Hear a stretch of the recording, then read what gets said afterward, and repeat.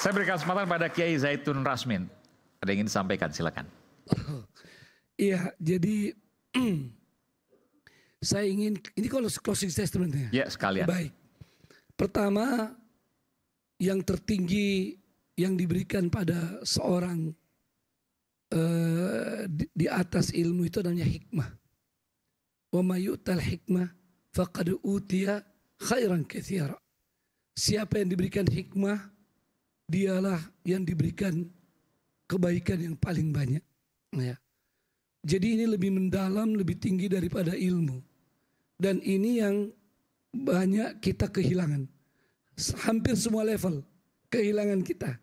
Kalau orang awam kadang-kadang karena mereka hidup secara, kalau tidak ini ya, terganggu dengan praktek-praktek buruk dari media dan sebagainya, mereka lebih banyak hikmahnya sebetulnya. Kalau dari kasus Gus Miftah, Karena hikmahnya terbiasa, sebentar, saya akan sampai sana. Terbiasa dengan kehidupan yang tabi'i, alami, istilah bahasa Indonesia alami. Jadi sajiah kepada fitrah manusia. Tapi dalam banyak level kita udah kehilangan hikmah itu. Hikmah itu kan menempatkan sesuatu pada tempatnya. Yang kedua, mudah menghargai orang. Ya. Yang ketiga, tidak mudah bereaksi. Ya. Mau mendengar kalau ada yang berbeda sekalipun. Saya alhamdulillah mengalami perjalanan panjang dalam dakwah. Tapi satu hal yang saya selalu jaga, saya siap untuk mendengar dan mau duduk dengan orang-orang yang bukan saja berbeda, bahkan menuduh. Ya. Saya sendiri pengalaman bisa dituduh dari kanan dan kiri. Ya. Orang sering menganggap saya alumni Saudi, wah ini Wahabi. Ini orang-orang yang alumni Saudi, Yaman, menuduh saya ini ahli bidah. Harus begitu. Terus yang sebelah lagi menganggap saya ekstrim dan sebagainya. Tapi itu semua alhamdulillah saya jawab dengan senyuman. Dan saya sering sampaikan pada teman-teman di Wahda, kalau orang bersalah pada kita, jangan kita bersalah pada mereka. Ini kami berharap yang namanya hikmah itu. Ya. Nah, kalau lihat hikmah dari tentu yang pertama Nabi kita Muhammad SAW. Bagaimana berhadapan dengan orang yang sebetulnya Nabi SAW mengatakan itu buruk. Tapi Nabi bisa tersenyum. Sampai Aisyah heran. Ya. Begitu juga Nabi SAW sangat memahami bagaimana keadaan orang-orang itu sampai antum a'lamu bi umuri dunyakum. Dalam konteks pembicaraan kita, sesungguhnya ada yang sangat menarik dari Imam Malik. Ya. Imam Malik karena punya karya yang luar biasa, Al-Muwatta. Itu penguasa saat itu, ya, khalifah minta untuk ini dijadikan sebagai patokan satu-satunya untuk dunia Islam.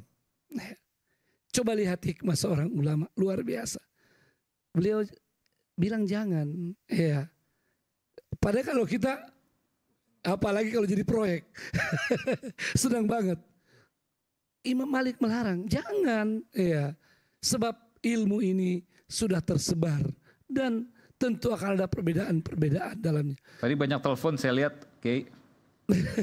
Iya, ini ada telepon dan informasi. Ini sekalian saya mau bicara hikmah di MUI.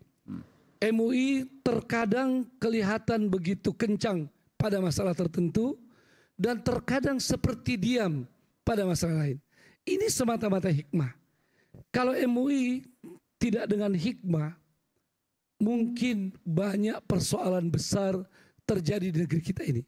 Ya tadi kalau Mas Aiman, saya sambil berlangsung ini banyak telepon, banyak WA, itu melaporkan. Saya di NTT, saya sudah tidak mau menyebut nama, ya, saya di sebuah tempat tertentu. Ini masjid saya sudah 21 tahun tidak diberi izin, ya, di beberapa tempat, ya. Tapi MUI selalu mencoba menyelesaikan ini dengan penuh hikmah. Selalu tentu mengacu juga pada peraturan sambil melakukan pendekatan. Ini berapa yang MUI lakukan pendekatan. Beberapa penceramah yang dianggap nyeleneh, orang tidak tahu kalau MUI memanggil mereka, mengundang mereka. Ya, mengundang mereka, mengingatkan, ya, untuk mereka tidak boleh seperti itu. Nyeleneh seperti apa misalnya? Ya, Kan kita nggak sebut nama. saya menghindari untuk mengangkat. Nggak, misalnya apa? Di antara contohnya misalnya ya ada, tapi ini akan ketahuan, tidak usah lah saya contoh. Nggak apa sih kita ciri apa? Misalnya saya apa? begini, Mas Supaya Iman, ini jadi pelajaran di juga. antara hikmah yang saya ajarkan pada murid-murid, kita itu kadang-kadang tidak mau menggibah satu orang, Oke. tapi sering mudah menggibah satu kampung, satu suku, satu negara, satu bangsa. Makanya hati-hati betul mengangkat contoh, karena bisa terarah ke. Iya, jadi saya ingin seperti itu. Nah, ini persoalan hikmah yang sangat penting. Maka bagaimana menyelesaikan persoalan kita ini? Tentu sangat mendasar pada persoalan tadi etika dan hikmah tadi itu. Dan ini tidak bisa instan. Harus melalui pendidikan yang kuat. Ya, pendidikan dimulai daripada pencerahan. Ya, lalu kemudian ditanamkan bagaimana sikap-sikap seorang muslim, seorang manusia terbaik. Lalu kemudian baru ilmu. Makanya para ulama mengatakan, saya belajar adab 20 tahun, baru belajar ilmu. Oke. Adab dulu, dahulu ilmu. Nah, Baik. dan ini silsilah dalam Quran diajarkan. Yatlu alaihim ayati. Pertama pencerahan dulu, pendekatan persuasif. Lalu wa yuzakkihim.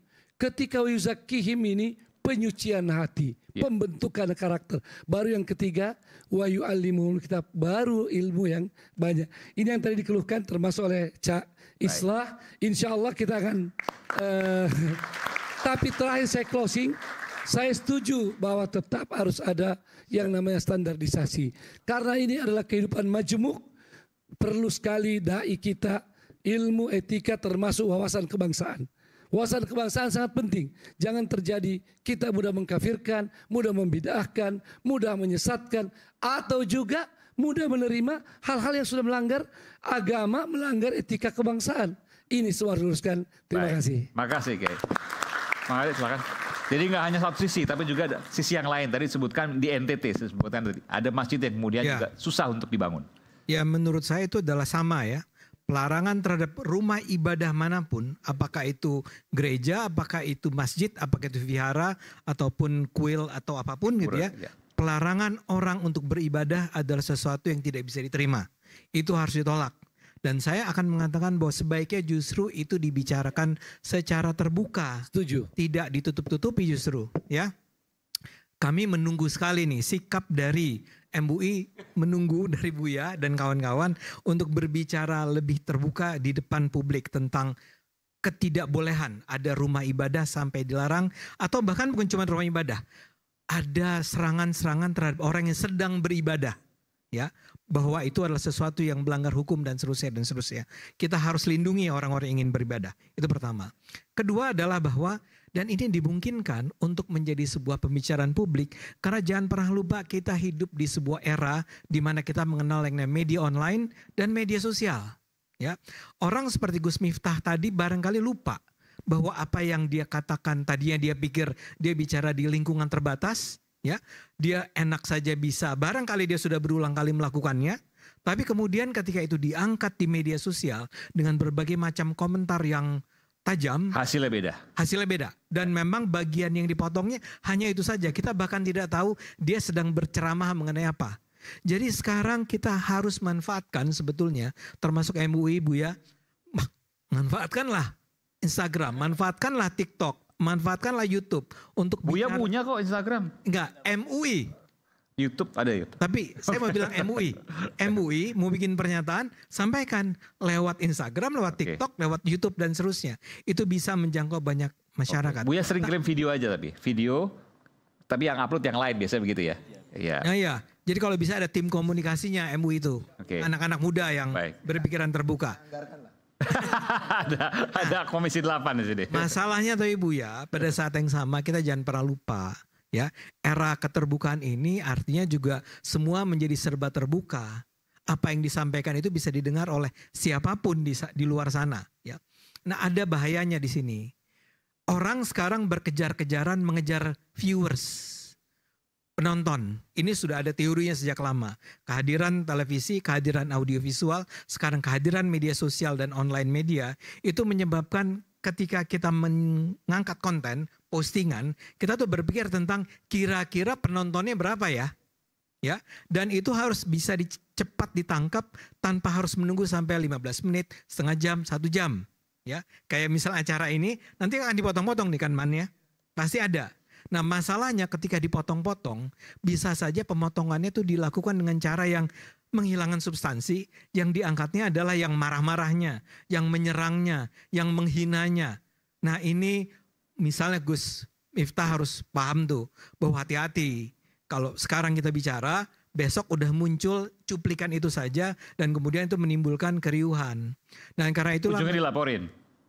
Dan bisa saja dilaporin. Ya, karena itulah menurut saya yang tadi saya ingin sarankan, gimana kalau MUI atau NU atau Muhammadiyah itu punya sebuah divisi yang antara lain kerjaannya adalah, tugasnya adalah, kewajiban adalah menjaga, mengawasi, memperhatikan. Kan nggak bisa bikin sertifikasi. Ya udah, tolong kalau Ade Armando dianggap sebagai statement-statementnya bertentangan dengan Islam, langsung bikin pernyataan.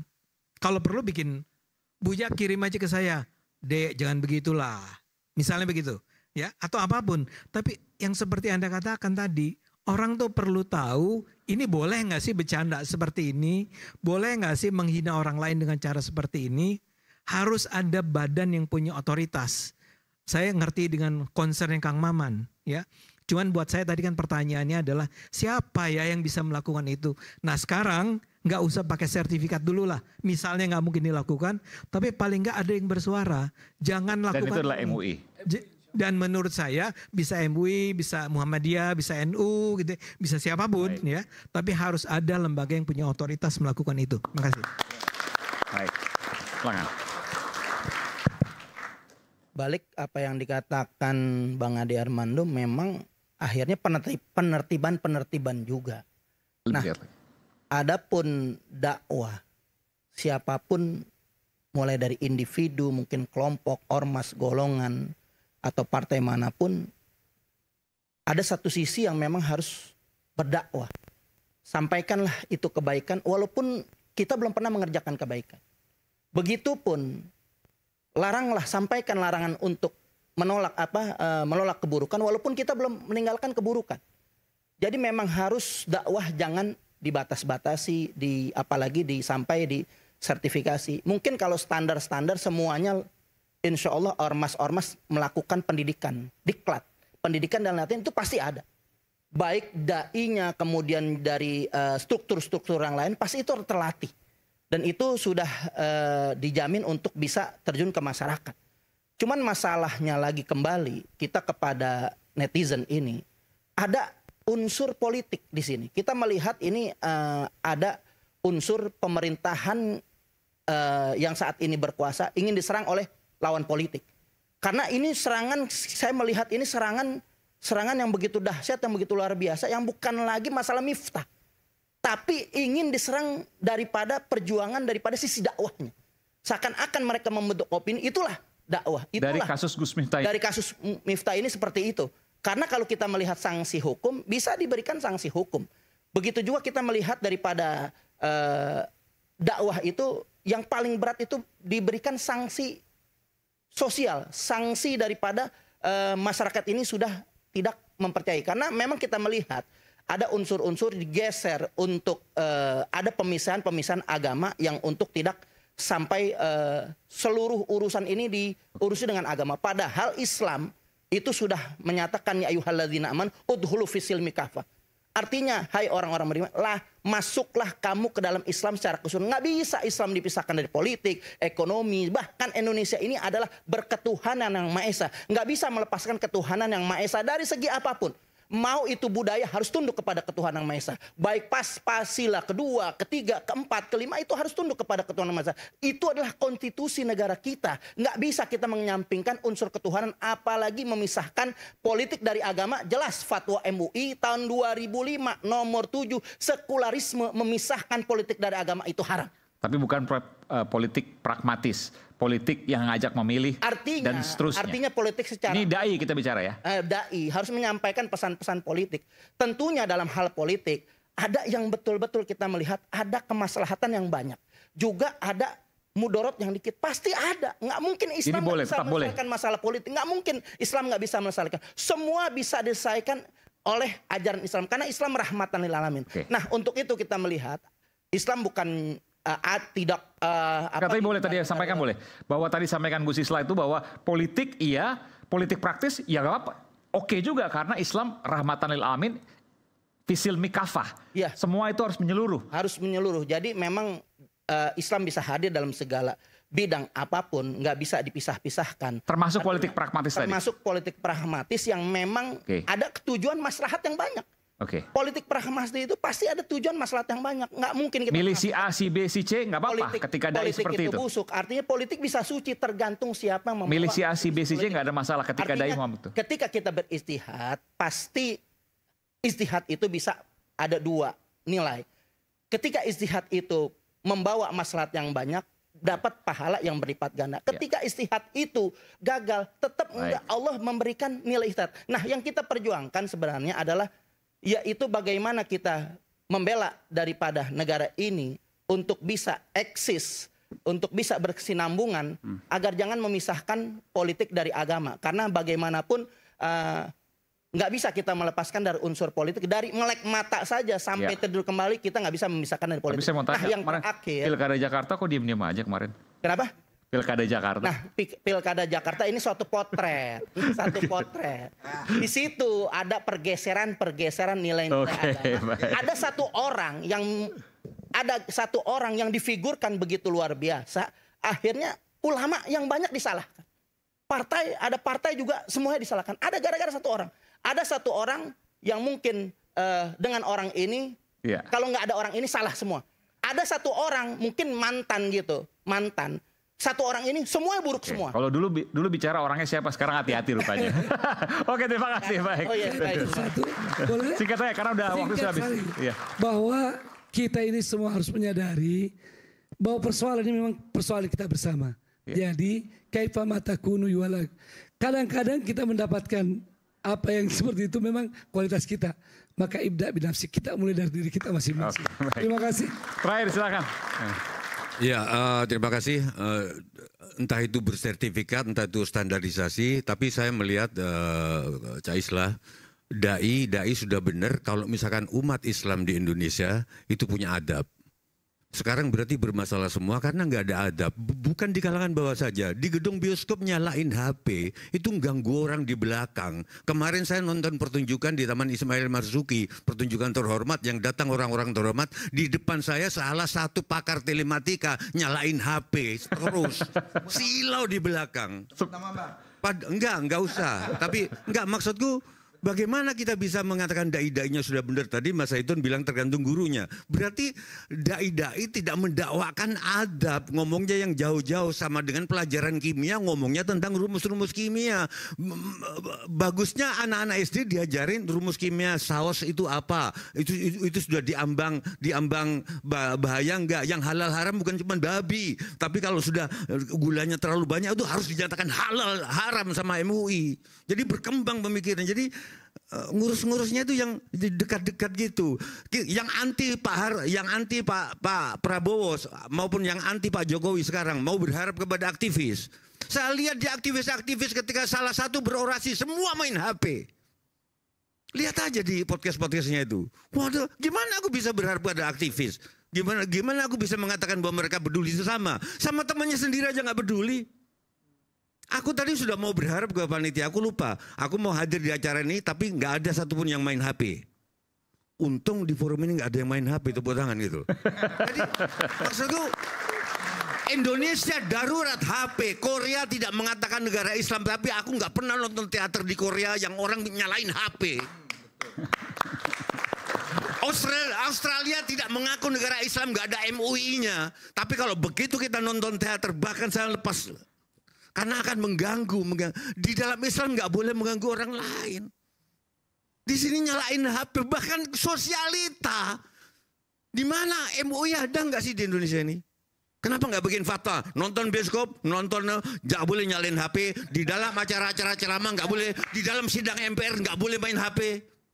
Mana fatwa MUI? Itu ada, Pak. Akad nikah itu sangat sakral.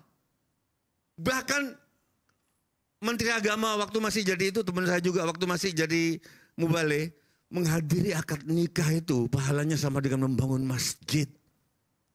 Masuk akal Mas Adi, walaupun agak, bukan ateis kan, agak-agak berjarak gitu terhadap agama. Kalau dia punya anak dan anaknya itu soleh, sama dengan masjid, masuk akal. Dia acara yang sakral, akad, semua main HP. Gak ada akad nikah yang sakral lagi sekarang. Itu maksudku, mana dai-dai yang langsung nyangkut omongan sehari-hari, bapak-bapak sebaiknya gini-gini, jangan membuang sampah di jalan.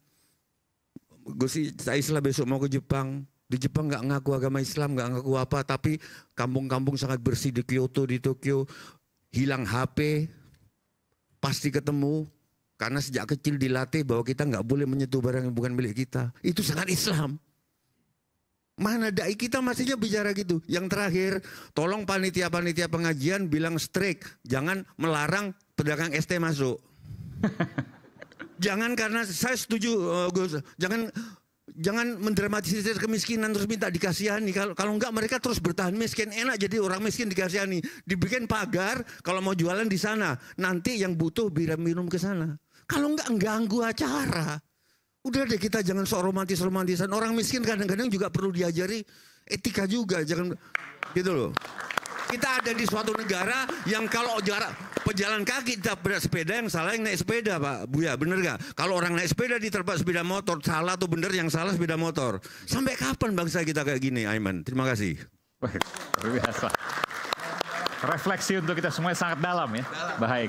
Dan pemirsa, agama, kerukunan dan kemanusiaan termaktub dalam Pancasila, dasar negara kita. Seorang dai berangkat dari panggilan hati, menyebar kebaikan, meluruskan dan mencerahkan di jalan kebenaran. Setelah Sun Haji dan Suyati, semoga tak ada lagi lisan yang bablas. Saya Aiman Wicaksono, sampai jumpa di Rakyat berikutnya, Rakyat Suara berikutnya. Terima kasih.